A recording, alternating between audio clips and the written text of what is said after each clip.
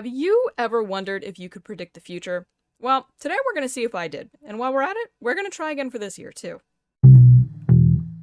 Now, there is discourse even amongst people who use tarot cards as to whether or not they can actually be used to predict the future, or if they can really only be used as sort of like a tool for self-examination. The legal opinion is probably a flat no. I don't think you can legally tell anyone that you can use tarot cards to predict the future. I'm pretty sure that that is illegal, at least in several states, if not all of them. But my personal opinion is probably somewhere in the middle. I do think that it's primarily mostly just a tool for sort of looking at yourself and situations that you're in through maybe a little bit of a different perspective. But I am a bit spiritual, and I do believe that at least to a small extent, you might be able to use tarot cards to sort of maybe give you like a little hint of the flavor that the future might hold for you. Sort of like a waft of what is to come. So, first, we're going to look at my 2024 predictions that I made at the start of last year, and then we're gonna try to make some predictions for this year too. Alright, let's see what was up with my 2024 reading. This image wasn't the best because, well, I didn't expect to be sharing it with anyone in the future. I really just took it so I wouldn't forget it, but whatever. I'm gonna be honest, I don't really remember much of anything about January of last year other than I was working on a ton of planning and stuff for my attempt at a small art business, so, I mean, I guess that was kind of accurate. Nine of Wands reversed for February I do think was pretty accurate. This one's kind of a you want to give up card, and, well, yeah, I did give up. There was a whole thing where the account I was gonna use for my art stuff literally got banned for zero reason after I started uploading my art for that small business venture from January, and yeah, I just totally gave up. March was Ace of Wands, and yeah, it was definitely a bounce back month for me, and to be honest, it usually is. Once spring hits, I kind of start to come back to life and I leave my house and become like a human again. I also started HRT in March, so yeah. April was Six of Wands, and I'd definitely say it was another peak month for me. I was definitely doing a lot more creative type stuff in April. I was out and about and going on adventures, so pretty accurate, I'd say. Okay, May is where things just start getting hilarious in like a pitifully funny sort of way. May was... dear God. May was a mess. I mean, it started off strong, and I had a nice birthday, but that's about all the good I can say for May. It was like the beginning of the end for me. This was the beginning of like a several month-long complete mental breakdown, so yeah, definitely strength reversed moment. June was the High Priestess reversed, which to me kind of means you're struggling with your sense of self, and yeah, that's all I have to say about June. July was Four of Wands reversed, which is kind of a bit of a tense card to me. Four of Wands I usually associate with family, so reversed I usually perceive it as some kind of familial breakdown, and yep. Yeah, it was a messy summer.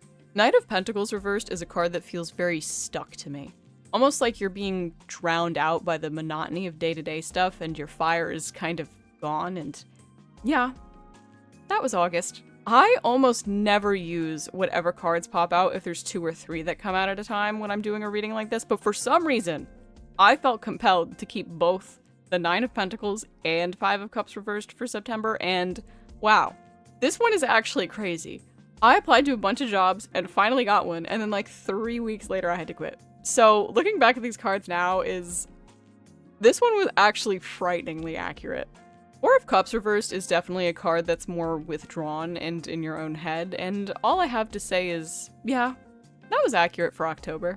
I tend to read Five of Pentacles reversed as being like a light at the end of the tunnel kind of situation, like the worst is over and things are looking up now, and I will say that during November, I definitely don't think I felt like that, but looking back, actually, yeah, November was like the last really bad, large chunk of time. And then things did get significantly better after that. So you know what? Yeah. And actually, yeah.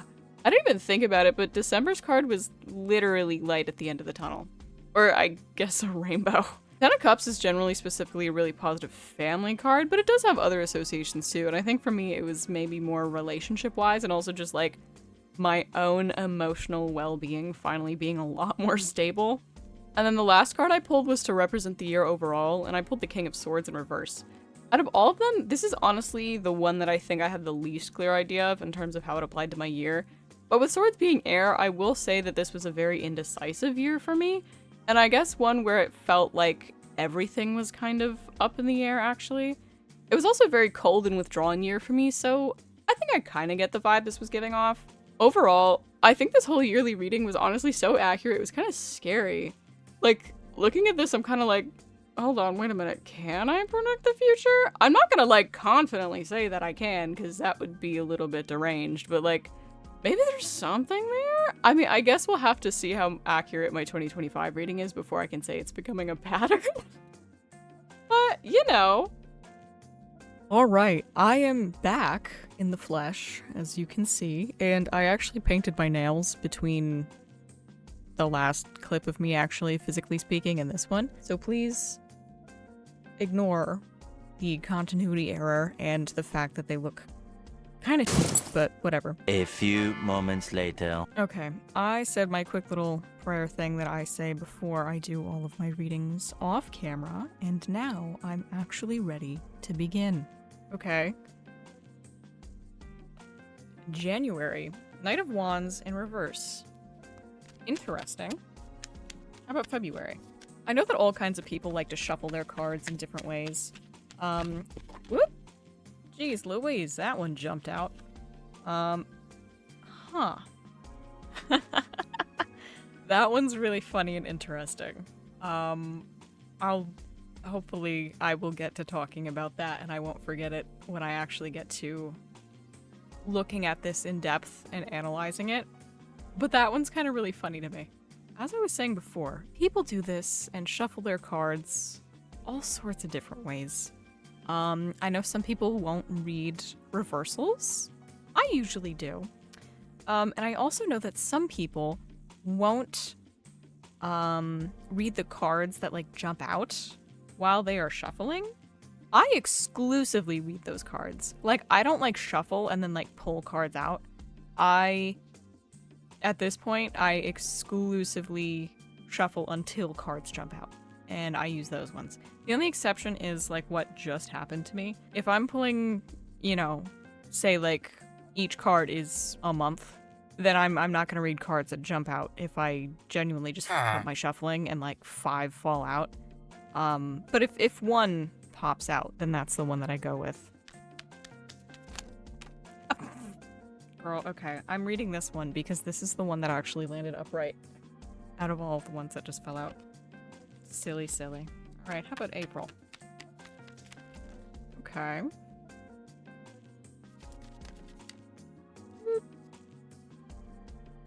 Oh, okay. Okay, May. Ugh, I love May. May's my favorite month of the year, but everyone who knows me knows that. Oh? I picked up my deck and that one completely just slid out from the bottom. Okay. Sure. Oh my goodness. Why are my cards so determined to keep popping out in 3s? This never happens to me. Ooh. Okay. September. Ooh. Ooh. Okay, okay.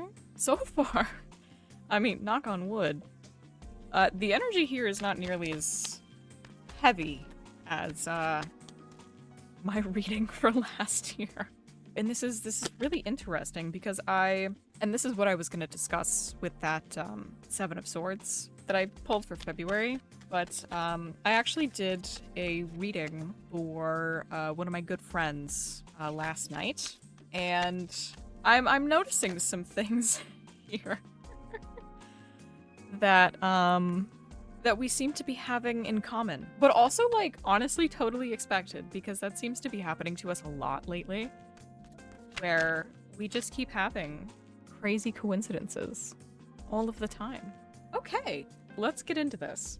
So, I mean, obviously, January is already, I think, a little bit more than halfway over at this point, as of the time that I'm recording this, and I mean, by the time that I upload this, it'll be even closer to over. So, January is a little bit less of a prediction and more of a general vibe of right now, and I will say, Knight of Wands definitely does seem to be resonating with me a lot right now. This was definitely a month, I mean, especially because it's January and it's like the calendar new year, right? This is generally a month where most people kind of tend to have very big ideas and big plans, including myself. And it definitely turned out to be a very sloth-like month for me. Especially the beginning of the year. I mean, I am like just now starting to find my footing and get into the swing of things a little bit more.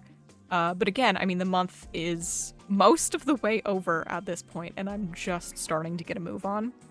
So, yeah, this was definitely a month for me where I particularly had like very big project-related ideas, and those did not end up happening, at least not anywhere remotely close to the pace that I initially figured they would.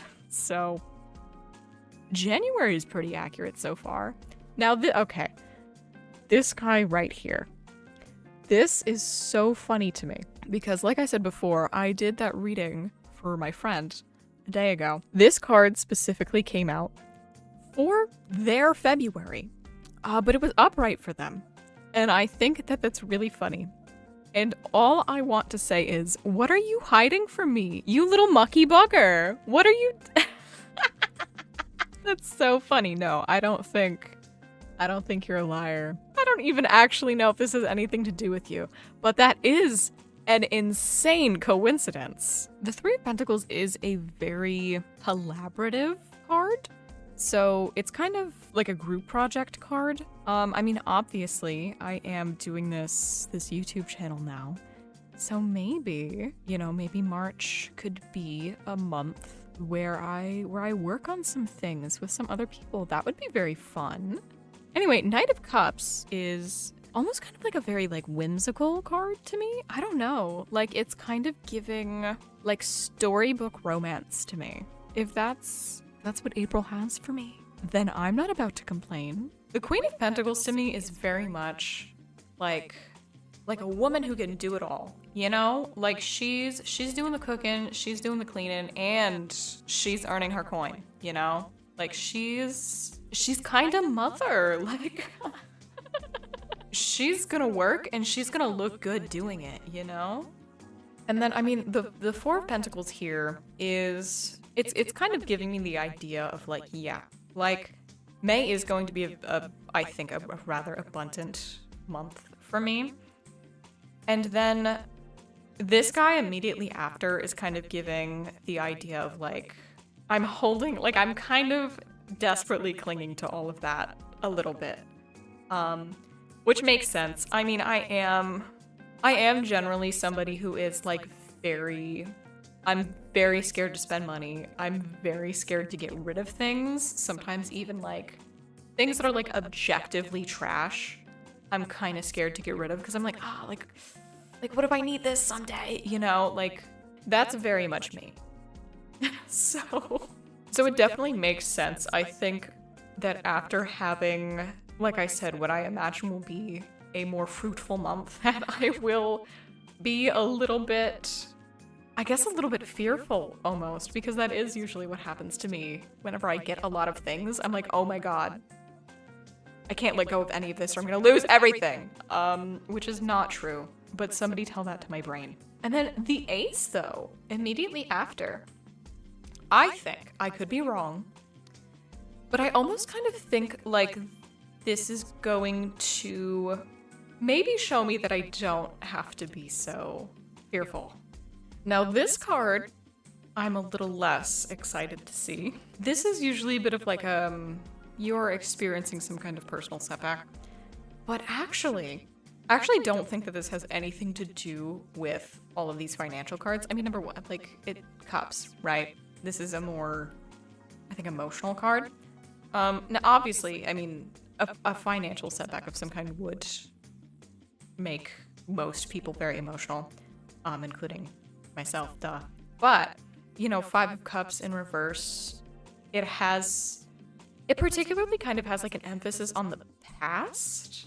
I think I might know what this is about.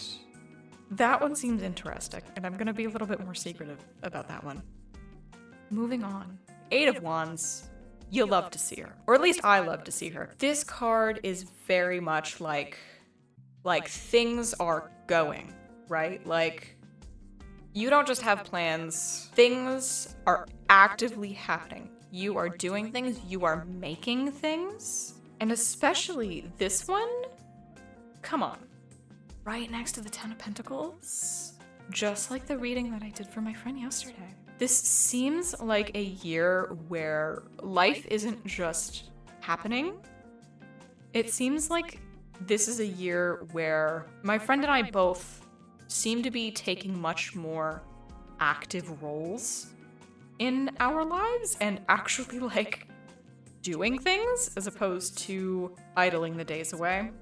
And I'm very excited for that for both of us. You've got the family here, you've got like generations here. Like, this is, I don't really know what to say other than this is a very taking actions, and things are, again, like financially paying off. This is like almost like setting yourself up for like long-term success. And if that's the case for me, thank God. Now, November's card, the Nine of Pentacles in reverse, especially after these two, is very much kind of giving almost like so obsessed with the hustle that you're either kind of ignoring yourself or, again, like maybe you're just so focused on like saving and reinvesting materially that you're either like not totally enjoying the fruits of your labor, or, you know, you're not allowing yourself to spend as much.